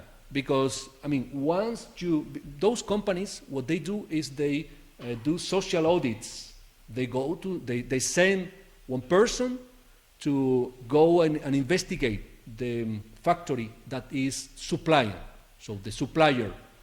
But, I mean, why the companies, why Inditex, for example, sends a person, an auditor, to audit the factory? Because they don't know nothing. They don't know anything. They don't know anything about this factory. They are just buying, they order, they don't care what happens then. Now they are caring a little bit more, okay? They send someone to audit the factory, and once they impose Western standards of work and safety, then what those suppliers do? They look for another supplier. So this is the supplier of the supplier, because the supplier of the supplier, is not controlled. And but they are. This is called Tier 1, Tier 2, Tier 3. Okay, Tier 3 is the person who is working at home. for example. So now they are talking about tier 2. So they are sending auditors to those suppliers of the suppliers. And what they do, they subcontract the production to tier 3, and so on and so on. So this is, this is the reality of what is going on. This is extracted from Inditex's annual reports. They are talking about their suppliers, but they started to talk about suppliers, and then in 2009, that was in 2003 or something like that, in 2009 they started to disclose information about external workshops, which is the suppliers of the suppliers. And then after the Rana Plaza accident, they started to disclose information of other processes associated with factories with purchase, which is, I don't know what, but it's probably the supplier of the supplier of the supplier. So this is endless. And this is, I don't know if this is talking too much about the relationship between Asia and Europe, but somehow if we talk about sustainability and corporate social responsibility, it's clear that we have an important link here. And then there is the third topic I will address, and I will be short. Corruption. Corruption is wrong. It's unethical. It endangers the viability of companies, increases the cost for companies and for customers. It impedes economic and social development in countries. It's wrong and illegal in most developed nations. It's associated with an inequality. And once started, never stops. So, this is corruption. What is corruption? Is is giving money for something that is not in the best interest of the public officer. And in the private sector is similar. It's this. Not guilty. Okay? There are different initiatives against bribery. There is the Foreign Corrupt Practices Act, which was like the first initiative in the U.S. It's a law preventing foreign corruption in the U.S. This is a public initiative. There are private initiatives like Transparency International. Transparency International is an NGO which is looking at what the different countries do in terms of fighting corruption. OECD, anti-bribery initiatives as well. The UN Convention Against Corruption, and individual country initiatives. Why foreign corruption is important? It's important because we have multinational companies. We have companies, American companies or Spanish companies that go do business in China or in India. And you have Chinese companies that do business in Chile. And you have Argentinian companies which do business in Africa. So you have problems in terms of the way of doing business in different countries. So I'm talking about Transparency International. Transparency International does, I don't like rankings particularly, okay, but sometimes it's useful to present a ranking. So this is a ranking of a world map with the ranking of the most and less corrupt countries. So the less corrupt countries are Scandinavia, basically, and Germany. And the most corrupted countries, this is a perception index, okay? So it's how corruption is perceived. And so you see, for example, that Russia is red, but even more red is Venezuela or Libya. Okay, so, this is just a ranking about the perception of corruption. So, for example, the the perception in Spain worsened a lot after all the events that we had in the last 10 years. And before, it wasn't that bad. So let's be clear, it's perception. It's perception. We don't know, actually, because corruption is very difficult to investigate, of course. So the UN Convention Against Corruption, for example, there are different issues that are included in this convention.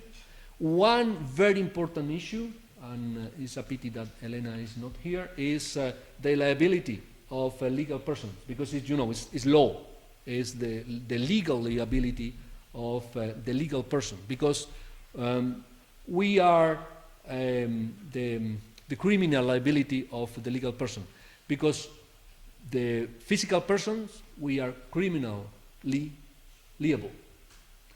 But not so far, not so long ago, legal persons were not. But now they are. Okay, they are also criminally liable.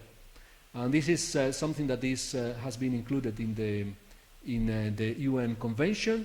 And I mean, it's not just the UN Convention, but this is forcing the countries to introduce legislation to make sure that this is taken into account in the national legislation. Or the protection, another legal measure is the protection of witnesses. Whistleblowing is very important to make sure that corruption is identified in companies, in countries, etc. Okay, the financial sector, of course. Another legal issue is jurisdiction. For some of those crimes, the jurisdiction is, I don't know, extended.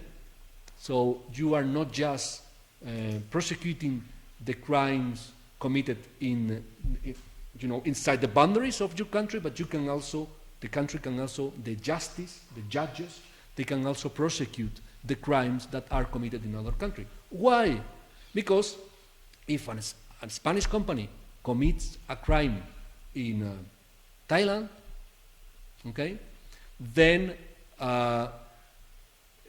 according to the traditional legislation, it wouldn't be possible to prosecute the company because the crime was committed in Thailand, wasn't committed in Spain.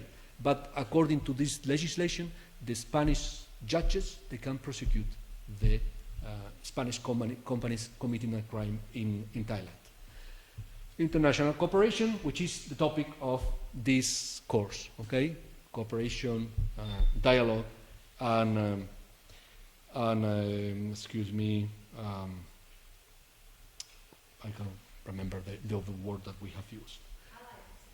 Alliances and mutual understanding, and the thing is that in order to increase corporate social responsibility and sustainability, we need to build alliances and so on and so forth. So, okay, I showed you the perception of corruption. So how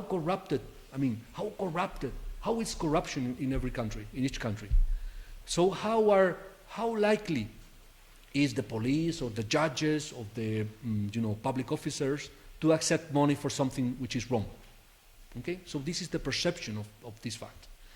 But then there was a president in Latin America who was a little bit upset with Transparency International, and he said, okay, you are blaming us because we are poor, but what about the companies which are coming here and are offering money? So, this is the other side of the token. Exporting corruption. How likely are the countries to prosecute the companies which are engaging in corrupt practices in other countries? So, and you see how seriously are the countries taking these issues. This is an index constructed by Transparency International as well. is considering how often the countries are prosecuting their companies for corruption in other countries. And you see that, of course, the United States is a big company in terms of multinational companies, but is also the first country that passed a law on foreign corrupt practices.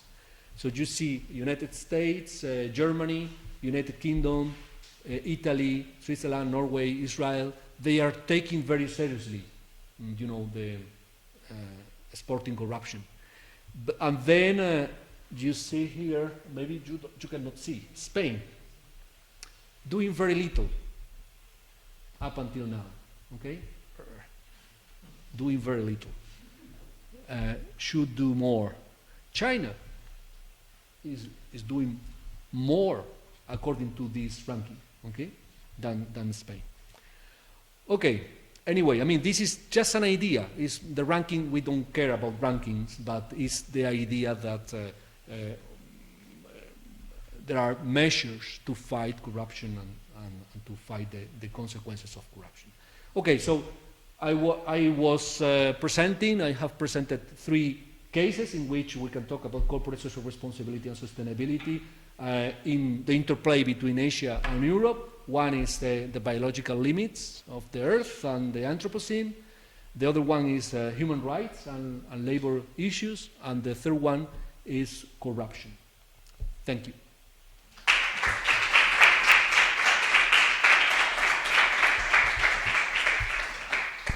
Thank you so much, Carlos. Thank you so much, Antonio. And thank you all of you. I think we have some time for questions, comments. Would you like to address to, yes? Okay. Please. Yeah, Carlos, if you can.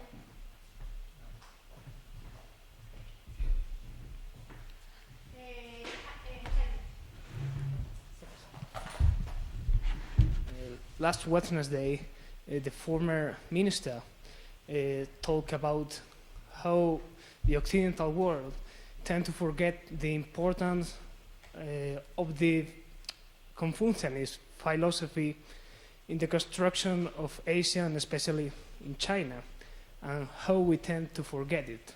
And I was wondering, according to this idea, if Antonio Sekili could explain or if he agree or not with this statement. Well, really, Confucianism hasn't disappeared from China, but from 1949 onwards, because of the communist regime, many of these symbols were got rid of. So you wouldn't find them at all because of the what you call very harsh, hard period of communism. Right? Because after 1949, we had the anti-rightist campaign, Great Leap Forward, etc., etc. And of course, you all know because of the photo of the man standing in front of the tanks, the famous photo from Tiananmen, Mexico, or the massacre of Tiananmen. But nowadays, because China, same as many world powers, they use soft power.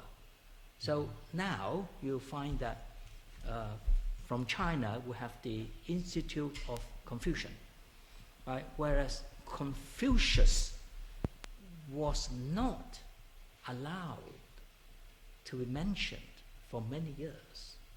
But now it's just the other way around. Why? Because China wants foreign powers or foreign people to have a different perception about modern China. Mm-hmm. Right? You go there, you're very nice, because if you study the Chinese language from the Institute of Confucius in our area, Castilla, our university just signed an agreement with the Institute of Confucius from the University of Leon, all right? And if we have the courses That means that if you are a student from our classroom, and if you pass your second exam, then you are entitled to apply for grants or scholarship in China.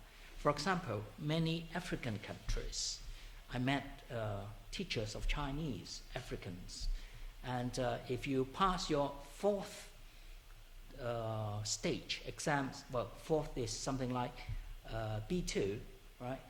That's like first in Cambridge, but then in Chinese in this case. So you will get a grant if you want to study in China.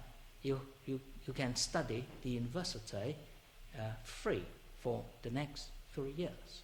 So again, the Chinese government is using all these measures, financial aids, to change their image, I would say, from the West or from abroad. So Confucius nowadays, you can talk about Confucius, no problem. And in fact, the Chinese government use, the Institute of Confucius for their sort of propaganda. Do you think that the actual political regime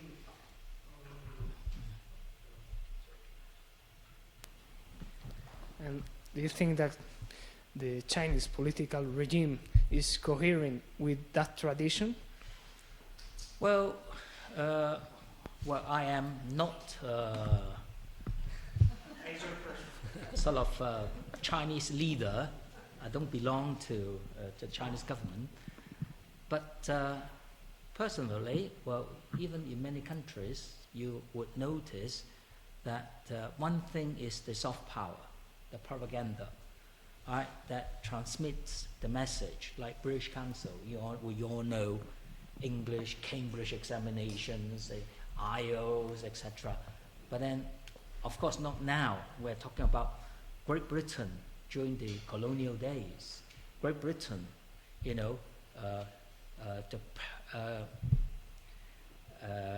the jewel of the crown, that's India, all right? And that was quite different, and they were talking about, nice way to treat people.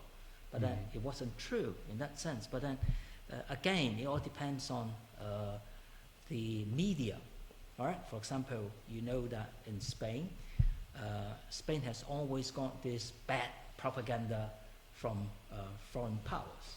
It seems that Spain was the only country that had done wrong, during the colonial stage, except the other countries, namely, Britain, France, etc., etc. But in fact, it's a sort of bad propaganda for the Spanish government, for the Spanish Empire at the time. But because foreign powers were jealous in the sense of the prosperity and the extension of the Spanish Empire. So things are like that. You can't do much about that. I think the fact is fact. It all depends who is running the country at the time. But then even the other day, Mr. Piquet mentioned, and I mentioned about Africa, and not only Africa, even 20 years ago when China had the forum on China and African cooperation, the president at the time and the prime minister went to visit South America, and they already said, don't worry, we'll be back in 20 years' time, in the sense that we will be colonizing South America, but in a different way, not military speaking, but economically speaking. Not long ago, say when Kirchner was in power, still is, and the Spanish petrol company, right, was denied the rights for exploitation because they had the agreement with China. So they would take the Spanish interests away and they would be given to the Chinese. So this is politics. Or Carlos was saying bribery, which is very common. Right? If you ask anyone, I wouldn't like to mention the name, any any people, anyone who has a company or who works for some multi-international or whatever company, they would say, oh yes, before we talk to the right man, we would have to give away many, red envelopes and so on and so forth. Yeah. Thank you. Anybody else? Any comments? Then I'll ask the next question. Well, also for Kili, but I'll start with Carlos first. When I look at United Nations proposals and the sustainable goals, it all looks so promising. So I wonder, how is it that this is not working? And I think one of the keys to promote true intercultural dialogues based on listening to each other and mutual understanding is not taking for granted that we all understand what human rights means or what sustainability means. So that's one of my my obsessions nowadays. How can we really have a dialogue about sustainability if I don't understand what sustainability means to you, especially when we're talking about all these very different backgrounds, and also when ethics and human rights seem to be on different pages depending which country you are. So is there any report, because all these United Nations, sometimes it seems to me superpowers united more than United Nations, but I guess that's another topic. But I'm saying, is United Nations really making any effort to clarify this and to make it not just a suggestion, but something that should be implemented with fines?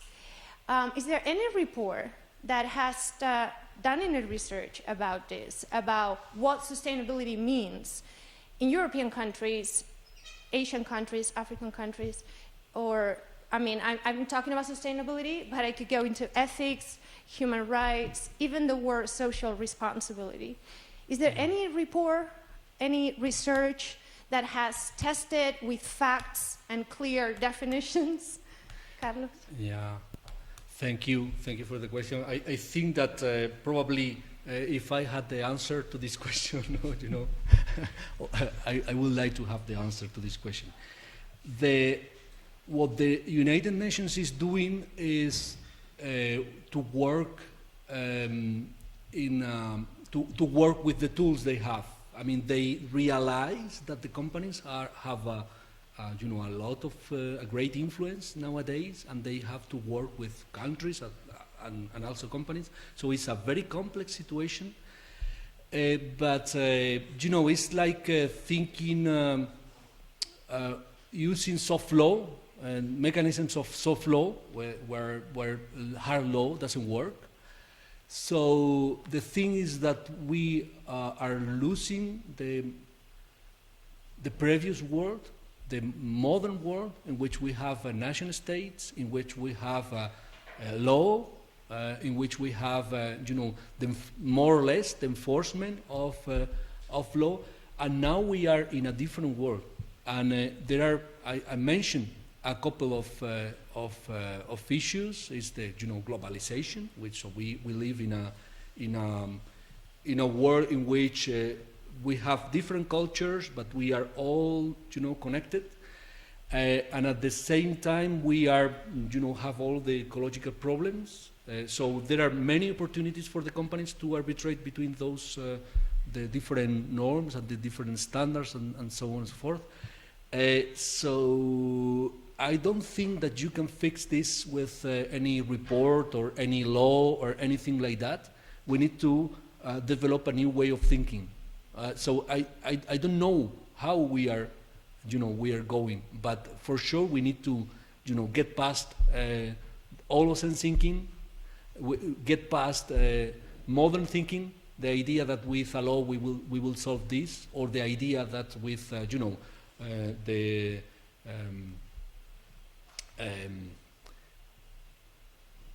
SDGs, I was trying to remember SDGs or with the Global Compact. I just used the Global Compact as an illustration of the issues that we are talking about. But I don't think that the Global Compact will do anything. Or SDGs, same story. I mean, it's important because it is important to think about the important issues and so on and so forth. And then now there is circular economy. Okay, it's still important to think about those issues, but I don't think that with words or with initiatives or with in the present system we will achieve anything important. We need to change completely our mind, and I'm thinking that we need to think about the materialization of society. We need to think, we need to I mean, the reverse. Now they are talking about the materialization and this idea of circular economy and so forth and so on and so forth. I think that we need to think the reverse. We need to think about our materiality. I mean, to be aware of how we are integrated in all those physical and ecological processes. Thank you very much, Carlos. And just to wrap it up, Antonio, thank you so much for your lecture, both of you. But I know you're a little bit pessimistic. You already said it. And no one better than you to have a very overview and insightful view of Asian culture, of course. My perception as a teacher is that more and more there are foreign students, especially Chinese students. And I wonder if you find some ray of light when it comes to the Asian students who are coming abroad. Is there hope for you that they could actually become bridges? Because I mean, my Chinese students, mostly Chinese, are very, I wouldn't say open-minded from a Western point of view, but I would say that they try to absorb and they are open. So I don't know. Do you think is hope in the exchange student? Well, this is a Thank you. very typical question of people like you thinking that life will be better in that sense. Be optimistic till the end. The reason is I have my reasons. For the past, my goodness, at least about 50 years, there have been many wealthy top Chinese Communist Party members' children studying abroad, especially in the US. So your question might say, well, that's democracy in US. But once they go back to China, once they step in, they would be exactly the same, the stage when they left. Exactly the same. They wouldn't say a thing. Why? Because so far, to a certain extent, I explained the history of China ever since the 1834, the first Opium War or first Anglo-Chinese War. So the Chinese people, they have suffered quite a lot from the scramble for concessions. I mean, Shanghai was divided. Then you have the international area in the 1930s. So if you kill someone, you are a foreigner. You could just get shelter in there, and no Chinese policeman would arrest you because they couldn't go in there. All right. So that just the other way round, in the sense that the bad old days or whatever you want to say. And then it's very difficult because in the first year, when you study in any Chinese university, you have a subject, and you would study communism, thoughts of Chairman Mao, and so on and so forth. Now would be One Belt, One Road, and so on and so forth. So it's what you call the sort of, for the Chinese people, the glorious side of the history. So if you are a dissident in China, definitely the day after your arrival, you will disappear. You'll be arrested. You will be detained. Because in Chinese law, it says that they can arrest you, they'll make you disappear for 6 months without saying to anyone that you have been arrested. The reason why I said that, about a year ago, a year and a half, the Interpol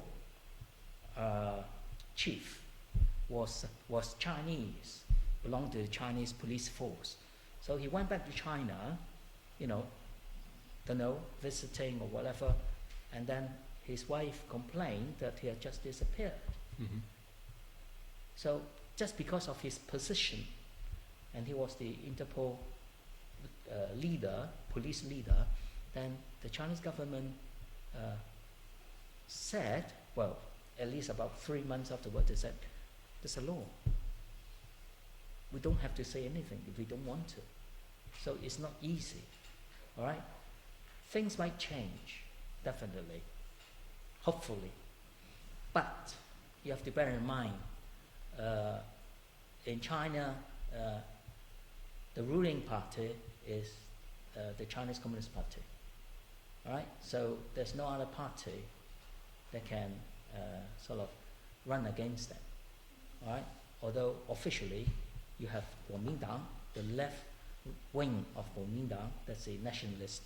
You have the same party in Taiwan, but they're not connected because that was the left wing of that party. And in fact, they exist, I suppose, just because the Chinese government want this party to exist, so that any foreigner complain that, oh yeah, you say, well, we have multi-parties, we still have another party. You might have 500 people belonging to that party. All right? So anyway, it's very difficult. Not that it's impossible. All right? But once you cross the border, once you're back in there, you know that for those who have been to China, you know that no YouTube, no Google, no Gmail, nothing. All right? So Victor can tell you about that. So you have to use, instead of Google, you use the Chinese search engine Baidu, and then you have to use the Chinese WhatsApp is WeChat and everything Chinese. Why? Because you know that you are being spied, right? Etc. etc. Right. So anyway, I'm no politician, but then things perhaps, hopefully, might get better. Yeah, so hopefully it's not the exchange students, but the more than 20 Chinese universities that are part of the One Asia Eurasia Foundation. I think there is a little bit of hope in that. Thank you so much. You have to listen to their talks. Yeah, we have to before listen you can to the say talks. anything. Yes. But symbolically, at least, that's a step. Thank you so much, both of you and all of you. So we'll see you in 2 weeks' time. And, well, thank you very much. Thank you. Thank you. Okay.